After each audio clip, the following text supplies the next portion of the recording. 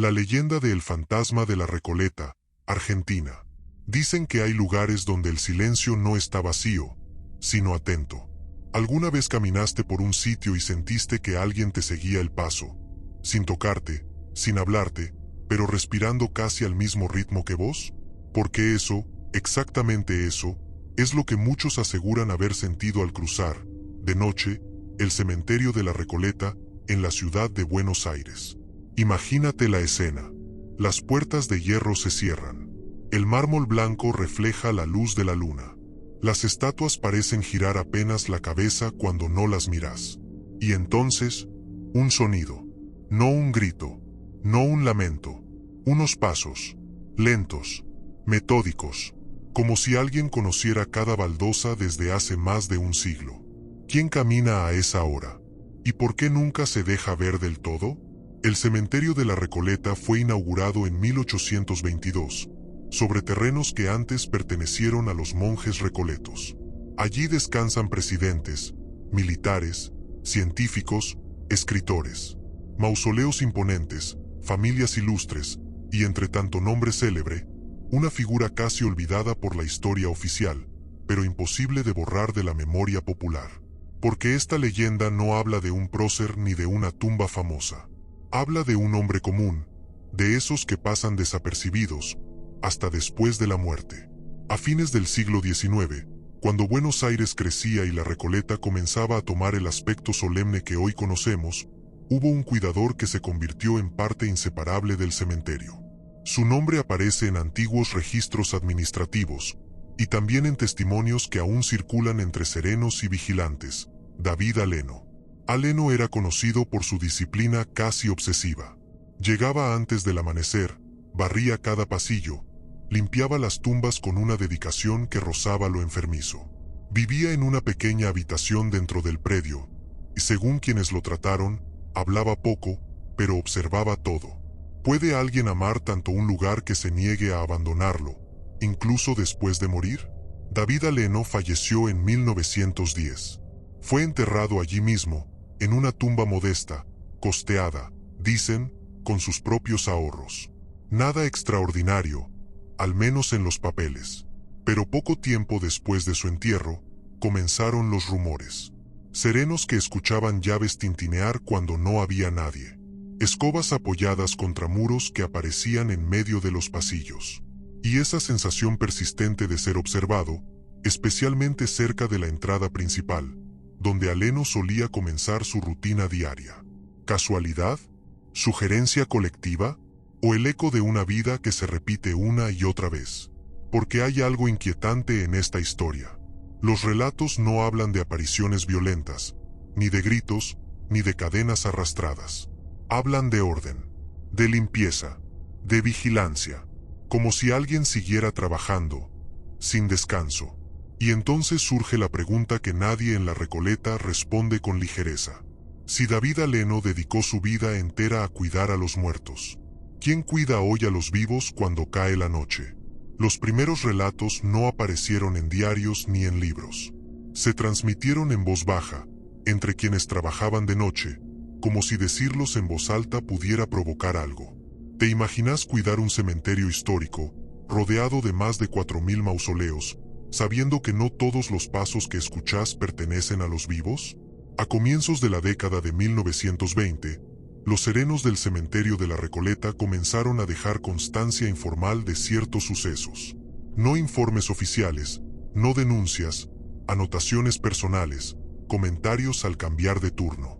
Todos coincidían en algo inquietante. Siempre ocurría después de la medianoche y casi siempre en los mismos sectores. Uno de esos lugares era el pasillo cercano al Panteón de los Héroes de la Independencia, donde el mármol amplifica el sonido de cualquier movimiento. Varios vigilantes afirmaron escuchar el roce rítmico de una escoba, avanzando despacio, como si alguien barriera con paciencia infinita. El problema era que, al recorrer el sector, no encontraban a nadie, y el piso ya estaba limpio. ¿Quién barrería un cementerio a esas horas? ¿Y por qué hacerlo justo donde el silencio es más profundo? Hay un testimonio que se repite con demasiada precisión para ser ignorado. Un guardia nocturno, cuyo nombre aparece mencionado en registros internos del cementerio, aseguró haber visto, a la luz de un farol, la silueta de un hombre delgado, vestido con ropa antigua, apoyado sobre una escoba. No flotaba, no atravesaba muros. Estaba de pie, como cualquier trabajador. Cuando el guardia lo llamó, la figura giró apenas la cabeza y desapareció entre los mausoleos.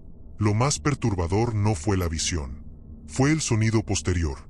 Unas llaves cayendo al suelo, exactamente igual al llavero que usaban los cuidadores a principios del siglo XX. Las llaves eran un símbolo dentro de la Recoleta.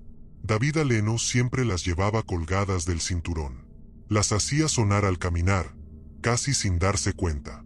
Muchos decían que ese tintinear anunciaba su llegada antes de verlo aparecer. Décadas después de su muerte, el mismo sonido seguía escuchándose en los corredores más antiguos. ¿Puede un hábito sobrevivir a la muerte? Los relatos comenzaron a acumularse, siempre con el mismo patrón. Nunca había agresión, nunca amenazas. Solo presencia. Una presencia que parecía vigilar, como si el cementerio siguiera siendo su responsabilidad. Con el paso de los años, algunos trabajadores optaron por evitar ciertos sectores durante la noche. Otros, en cambio, juraban sentirse más tranquilos cuando escuchaban los pasos. Decían que, mientras esos sonidos se oyeran, nada malo podía pasar allí dentro. Pero no todos compartían esa sensación de calma, porque hubo una noche, una sola, pero suficiente, en la que el orden se rompió. Una noche en la que alguien encontró una tumba abierta, y no figuraba en ninguna lista de mantenimiento. La madrugada era fría, de esas en las que el aire parece cortar la respiración. Ocurrió hacia finales de los años 30, cuando Buenos Aires dormía y el cementerio de la Recoleta quedaba, como siempre, en manos de unos pocos vigilantes. Nada fuera de lo común, hasta que uno de ellos notó algo que no debería estar pasando. Una tumba estaba abierta. No era una bóveda reciente ni una sepultura en restauración. Era una tumba antigua, de las que rara vez se tocan, ubicada en un sector cercano a la avenida Junín, uno de los límites históricos del cementerio. La losa había sido corrida con cuidado, sin romperse. No había herramientas alrededor. No había registros de trabajos programados. ¿Quién abriría una tumba a esa hora? ¿Y para qué? El guardia dio aviso siguiendo el protocolo. Se revisaron las cerraduras, se recorrieron los pasillos, se confirmaron los turnos. Nadie había entrado ni salido. Las puertas permanecían cerradas desde la noche anterior. Y, sin embargo, allí estaba la tumba, expuesta al aire nocturno. Lo más inquietante fue lo que encontraron cerca. Sobre el mármol del pasillo, perfectamente apoyada contra un muro, había una escoba vieja, de madera gastada. No pertenecía al inventario actual. Era un modelo antiguo, similar al que se usaba décadas atrás, cuando David Aleno aún vivía dentro del cementerio. Nadie pudo explicar cómo llegó hasta ahí. Ese mismo sector había sido escenario de otros sucesos menores. Llaves encontradas fuera de lugar, faroles que aparecían encendidos sin que nadie los hubiera prendido, y esa sensación persistente de que alguien observaba desde los ángulos muertos entre mausoleos. Los superiores ordenaron cerrar el área durante varios días. Oficialmente, se habló de una posible broma o de vandalismo. Extraoficialmente, los vigilantes comenzaron a atar cabos. Todos recordaban que David Aleno tenía la costumbre de revisar tumbas, verificar que nada estuviera fuera de sitio. Su obsesión era el orden absoluto. Entonces surgió una idea inquietante. ¿Y si la tumba no había sido abierta por alguien externo, sino revisada? Porque, según los registros posteriores, el interior no mostraba signos de profanación. Nada faltaba, nada estaba fuera de lugar. Como si alguien hubiera abierto la sepultura solo para asegurarse de que todo siguiera en su sitio. Esa noche, varios guardias afirmaron escuchar pasos durante horas. No corrían, no se acercaban, caminaban con una regularidad casi tranquilizadora. Algunos dijeron sentir alivio, otros, un miedo profundo, porque comprendieron algo esencial. Aquella presencia no se manifestaba para asustar. Se manifestaba para cumplir una función. Con el tiempo, Los relatos dejaron de centrarse en apariciones visibles y comenzaron a hablar de una rutina que se repetía, siempre igual, a la misma hora, en los mismos pasillos, como si el cementerio siguiera vivo, o como si alguien se negara a dejarlo morir. Y entonces apareció un detalle que transformó la leyenda en algo todavía más perturbador. La tumba de David Aleno empezó a llamar la atención, porque había noches en las que su lápida no amanecía igual a como la habían dejado. Al principio nadie quiso decirlo en voz alta. En un lugar donde cada tumba tiene historia, fijarse demasiado en una sola podía parecer una obsesión. Pero cuando varios vigilantes coincidieron en el mismo detalle, la inquietud dejó de ser individual. La tumba de David Aleno, ubicada en un sector discreto del cementerio, no siempre amanecía igual. No se movía, no se abría, no mostraba daños. Era algo más sutil, y por eso mismo, más perturbador. La pequeña puerta de hierro que la protegía aparecía, algunas mañanas, apenas entornada, como si alguien la hubiera tocado con cuidado. Otras veces, el polvo que solía acumularse frente a la lápida parecía haber sido barrido, formando un trazo limpio sobre el suelo de mármol. ¿Quién limpiaría una tumba desde adentro del cementerio cerrado? Un antiguo registro fotográfico, conservado por la administración, muestra la sepultura de Aleno con una escoba y un plumero esculpidos en relieve, símbolos de su oficio. Un homenaje humilde, casi íntimo. Pero lo inquietante es que varios trabajadores aseguraron haber visto, en distintas épocas, una escoba real apoyada junto a esa lápida, aunque nadie recordaba haberla dejado allí. Las rondas nocturnas comenzaron a cambiar. Algunos evitaban pasar por ese sector. Otros lo hacían con respeto, bajando la voz, como si no estuvieran solos. Se empezó a decir que el fantasma de la Recoleta no vagaba sin rumbo, sino que seguía un recorrido preciso, siempre el mismo que Aleno hacía en vida.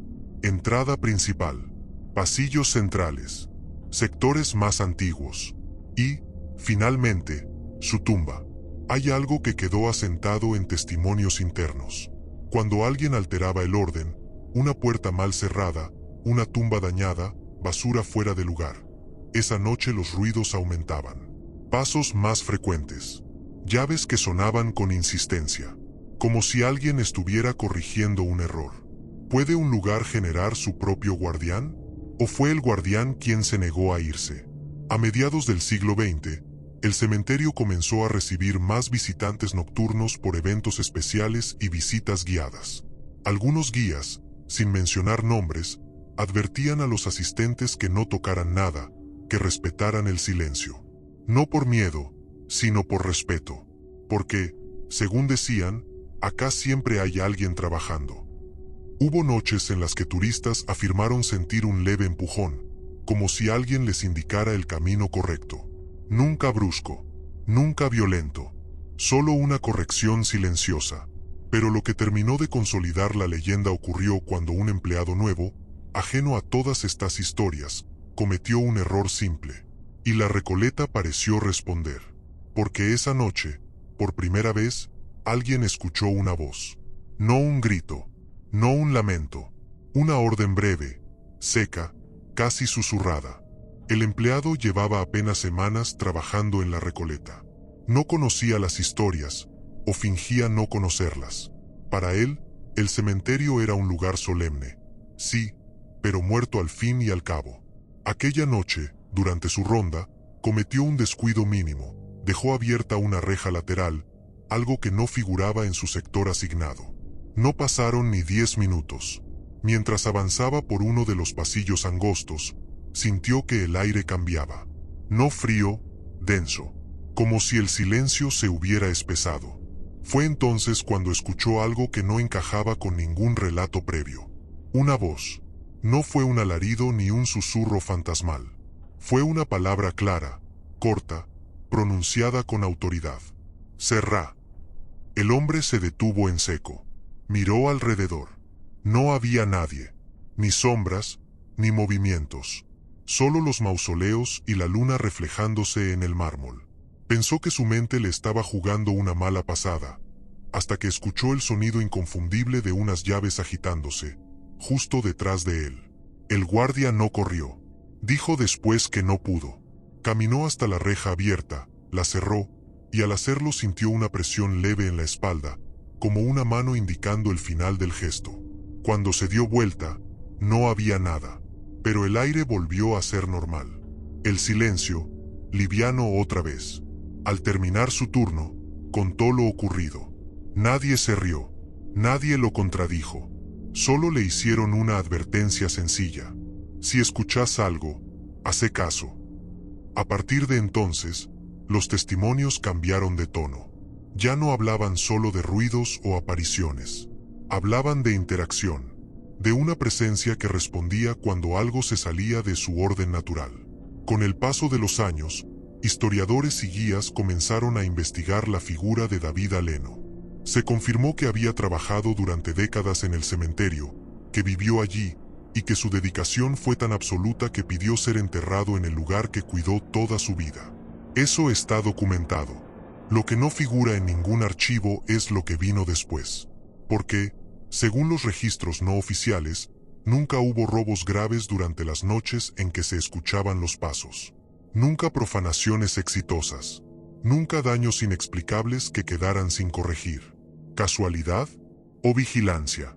Hoy, muchos trabajadores dicen que el fantasma de la Recoleta no aparece cuando hay caos, sino cuando algo amenaza el equilibrio. Como si no tolerara el descuido. Como si siguiera siendo responsable de todo lo que ocurre entre esas paredes. Y hay un detalle final, pequeño pero inquietante. Nadie ha vuelto a escuchar la voz desde aquella noche. Solo pasos, llaves, y el sonido leve de una escoba barriendo la oscuridad. Pero todavía falta algo por contar. Porque hubo una ocasión en que alguien decidió no obedecer. No todos creían en la leyenda. Con el tiempo, algunos empleados nuevos comenzaron a tratar los relatos como exageraciones, historias heredadas para asustar a los recién llegados. Entre ellos hubo uno que decidió comprobar, por sí mismo, si aquel guardián invisible existía, o si todo era solo sugestión. Era principios de la década de 1960. El turno nocturno transcurría sin incidentes. El hombre, cuyo nombre quedó fuera de los informes oficiales, eligió a propósito uno de los sectores más mencionados en los relatos. Un pasillo antiguo, flanqueado por mausoleos de finales del siglo XIX, lejos de la entrada principal. Allí hizo algo simple, pero prohibido. Dejó basura junto a una tumba. Un gesto mínimo. Un desafío silencioso. Luego se alejó y esperó. Durante varios minutos no ocurrió nada. El cementerio parecía tan inerte como siempre. Entonces comenzó el sonido.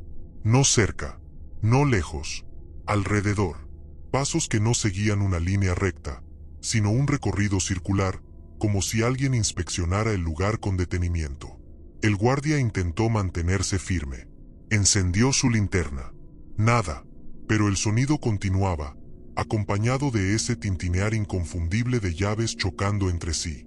De pronto, el haz de luz iluminó el suelo. La basura ya no estaba donde la había dejado. Había sido movida, colocada cuidadosamente dentro de un recipiente cercano. El hombre sintió entonces algo distinto a miedo, vergüenza. Dijo después que tuvo la sensación de haber sido observado, evaluado, como un empleado incompetente frente a un superior invisible. Cuando terminó el turno, no volvió a hablar del tema. Días después pidió el traslado a otro sector. Con el tiempo, dejó el trabajo. Nunca negó lo ocurrido, simplemente se negó a repetirlo. Desde entonces, nadie volvió a poner a prueba al fantasma de la Recoleta. Los guías comenzaron a contar la historia con más cautela, ya no como una aparición aterradora, sino como una advertencia. Acá no pasa nada si todo está en orden, decían. El problema es cuando algo no lo está. Hay algo profundamente inquietante en esa idea. Un fantasma que no busca atención, que no castiga por odio, que solo corrige. Con los años, el cementerio se modernizó. Cambiaron las luces, los protocolos, los sistemas de seguridad. Pero los relatos no desaparecieron. Al contrario, se adaptaron. Incluso algunos visitantes afirmaron sentir tranquilidad al caminar de noche, como si el lugar estuviera protegido. Y sin embargo, Hubo una noche en que el orden fue alterado de una forma que nadie pudo explicar. No por descuido, no por desafío, sino por algo completamente inesperado. Ocurrió una sola vez, y por eso nadie supo cómo interpretarlo. Fue hacia mediados de los años 70, en una noche sin luna, cuando el cementerio de la Recoleta quedó envuelto en un silencio distinto. No el silencio habitual, lleno de ecos y pasos lejanos, sino uno vacío, pesado, como si el lugar hubiera contenido la respiración. Los serenos lo notaron de inmediato. No se escuchaban llaves, no se oían pasos, ni siquiera el roce de una escoba. Para algunos, aquello fue un alivio momentáneo. Para otros, una señal inquietante, porque, según la costumbre no escrita del lugar, mientras esos sonidos existieran, todo estaba bajo control. Esa noche, una tormenta eléctrica se desató sobre Buenos Aires. El viento sacudía los árboles centenarios del cementerio, y la lluvia golpeaba el mármol con fuerza. En uno de los sectores más antiguos, cerca de mausoleos construidos a finales del siglo XIX, un rayo cayó con violencia. No dañó tumbas, no rompió estructuras, pero dejó algo extraño. A la mañana siguiente, cuando se inspeccionó el área, los empleados encontraron el suelo perfectamente limpio, a pesar del barro que la tormenta había arrastrado por todo el predio. No había huellas, ni restos de hojas, ni marcas de agua en ese pasillo específico. Era como si alguien hubiera pasado la noche entera limpiando bajo la lluvia. Lo perturbador no fue solo eso. Esa madrugada, varios relojes del personal se detuvieron exactamente a la misma hora. Un detalle menor, quizás, salvo porque coincidía con el momento aproximado en que cayó el rayo. Algunos sugirieron que el impacto eléctrico pudo haber provocado interferencias. Otros, más cautos, recordaron que esa fue la única noche documentada en la que no se escucharon los sonidos atribuidos al fantasma. ¿Y si no había estado ausente, sino ocupado? A partir de ese episodio, los relatos cambiaron nuevamente. Se comenzó a decir que el fantasma de la Recoleta no se manifiesta siempre, sino solo cuando es necesario. Como si su presencia respondiera a un equilibrio invisible, a una lógica que nadie comprende del todo. Con el tiempo, la tormenta quedó registrada en archivos meteorológicos. El silencio, en cambio, solo sobrevivió en los relatos de quienes lo vivieron. Nadie pudo probar nada. Nadie quiso hacerlo, porque hay una pregunta que quedó flotando desde entonces. ¿Qué ocurre en la Recoleta cuando incluso el guardián invisible calla? La leyenda parecía haberse estabilizado, hasta que algo llamó la atención de investigadores y visitantes por igual. Un patrón, un horario, un momento exacto en el que los relatos siempre coinciden. Con los años, quienes escucharon la leyenda comenzaron a notar algo que al principio parecía una simple coincidencia. Los testimonios, separados por décadas, por personas que no se conocían entre sí, señalaban siempre el mismo momento. No cualquier hora, no la medianoche exacta, sino unos minutos después, entre las 0:20 y las 0:30. Guardias, guías nocturnos, incluso visitantes autorizados para recorridos especiales, describieron manifestaciones casi idénticas dentro de ese margen de tiempo. Pasos lentos, el tintinear suave de llaves, y, en ocasiones, la sensación inequívoca de que alguien caminaba detrás, manteniendo una distancia precisa, como si respetara un protocolo invisible. ¿Por qué es ahora? Al revisar antiguos registros laborales, algunos historiadores encontraron un dato curioso. David Aleno solía comenzar su ronda principal poco después de la medianoche. No está escrito en actas oficiales, pero aparece mencionado en memorias y cartas de antiguos empleados. Era el momento en que el cementerio quedaba completamente cerrado, cuando ya no había visitas, ni ruido externo, ni interrupciones. Era, para Aleno, el verdadero inicio del trabajo. Ese detalle, pequeño pero verificable, reforzó la idea de que la leyenda seguía un patrón real. No se trataba de apariciones al azar, sino de una rutina que se repetía con la precisión de un reloj antiguo. En ciertos sectores, especialmente en los pasillos centrales y cerca de la entrada histórica, algunos trabajadores afirmaron sentir un leve cambio en el aire justo en ese horario. No frío, no calor. Una presión casi imperceptible, como cuando alguien pasa muy cerca sin tocarte. ¿Y si no intentas ser visto? Porque hay otro dato inquietante. Quienes intentaron observar directamente la presencia, deteniéndose, girando de golpe, apuntando linternas, nunca vieron nada. En cambio, quienes siguieron caminando, quienes respetaron el ritmo del lugar, fueron los que más testimonios aportaron. Como si el fantasma de la Recoleta no se manifestara ante la confrontación, sino ante la convivencia. Algunos guías actuales evitan mencionar su nombre durante las visitas nocturnas. No por miedo, dicen, sino por respeto. Otros, más audaces, bajan la voz justo al pasar por ciertos sectores, como si alguien pudiera estar escuchando. Y siempre, sin excepción, hay un momento en que el grupo acelera el paso. Nadie lo ordena, nadie lo explica, simplemente ocurre. Tal vez porque todos sienten lo mismo, que no están solos, pero tampoco son bienvenidos a quedarse demasiado tiempo. La leyenda del fantasma de la Recoleta nunca tuvo un final claro. No hay una noche decisiva, ni una desaparición definitiva, solo una continuidad silenciosa. Y sin embargo, hay un último detalle, casi insignificante, que conecta todo. Un gesto, una costumbre, algo que sigue ocurriendo, incluso hoy, aunque nadie se atreva a confirmarlo en voz alta. Es un gesto tan pequeño que muchos lo pasan por alto, tan cotidiano, que podría parecer casual.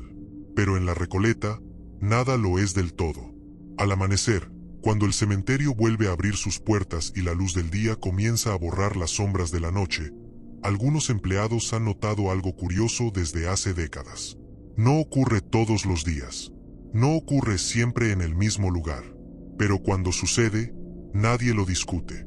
Los pasillos aparecen ligeramente más limpios de lo esperado. No impecables, no recién lavados, solo ordenados. Como si alguien hubiera pasado con cuidado, sin dejar marcas evidentes, sin querer llamar la atención. Hojas acomodadas contra los bordes, polvo desplazado hacia los costados. Pequeños detalles que solo alguien acostumbrado a ese trabajo sabría notar. ¿Quién lo hizo? Las cámaras modernas no registran nada fuera de lo común. Los sistemas de seguridad no muestran ingresos ni movimientos. Y, sin embargo, el resultado está ahí. Un orden sutil, casi respetuoso, que aparece tras ciertas noches específicas, casi siempre después de las 0:20. Hay guías que, al iniciar sus recorridos matutinos, hacen una pausa breve al cruzar la entrada principal. No rezan, no hablan, simplemente se detienen un segundo, como si reconocieran algo invisible. Algunos trabajadores veteranos enseñan a los nuevos a no burlarse, a no desafiar, a no alterar lo innecesario. Acá las cosas funcionan así, dicen. Mientras esté todo en orden, no pasa nada. La tumba de David Aleno sigue allí, modesta, silenciosa, con los símbolos de su oficio grabados para siempre. Nadie ha vuelto a ver la escoba apoyada junto a la lápida, pero nadie se sorprendería si apareciera otra vez, porque la leyenda nunca afirmó que el fantasma de la Recoleta se muestre. Solo que está en los pasos que no buscan atención, en las llaves que suenan solo para quien sabe escuchar, en la rutina que se repite, noche tras noche, sin testigos. Y tal vez lo más inquietante de todo no sea la idea de un fantasma trabajando eternamente, sino preguntarse qué pasaría si, algún día, ese sonido dejara de oírse por completo. Porque entonces, ¿quién cuidaría la Recoleta cuando cae la noche? Hay leyendas que terminan con un grito, con una aparición final, con una revelación que lo explica todo. Esta no.